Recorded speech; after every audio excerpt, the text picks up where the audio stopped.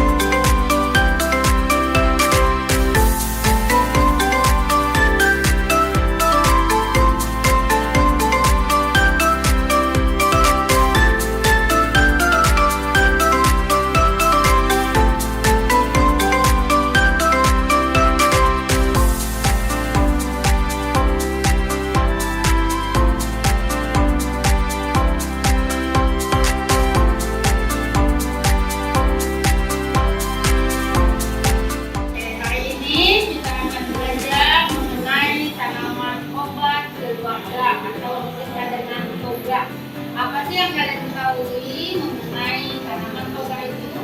Silakan.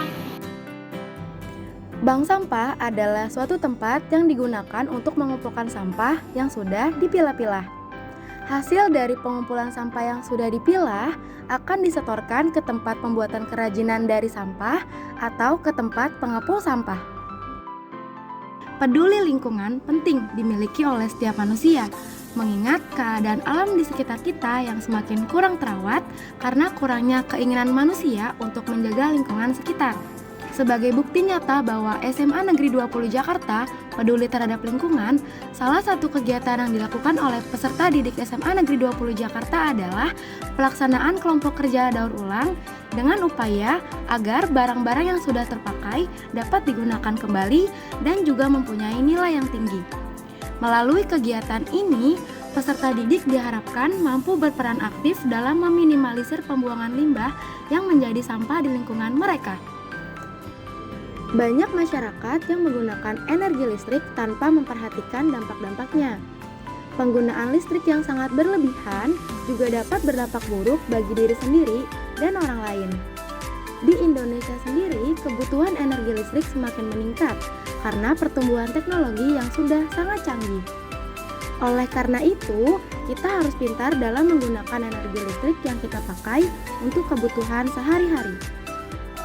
Hidroponik merupakan teknik budidaya tanaman tanpa menggunakan media tanah, melainkan menggunakan air sebagai media tanamnya. Keuntungan hidroponik adalah 1. Tidak memerlukan lahan yang luas. 2. Mudah dalam perawatan. 3. Memiliki nilai jual yang tinggi. Kantin adalah suatu usaha atau tempat yang dilakukan sekolah untuk memberikan pelayanan kepada para siswa atau unsur sekolah lainnya yang membutuhkan makanan maupun minuman sehat. Budidaya perikanan adalah kegiatan manusia yang berhubungan dengan pengelolaan dan pemanfaatan sumber daya hayati. Bentuk pemeliharaan dan penangkaran berbagai macam hewan atau tumbuhan perairan yang menggunakan air sebagai komponen utamanya.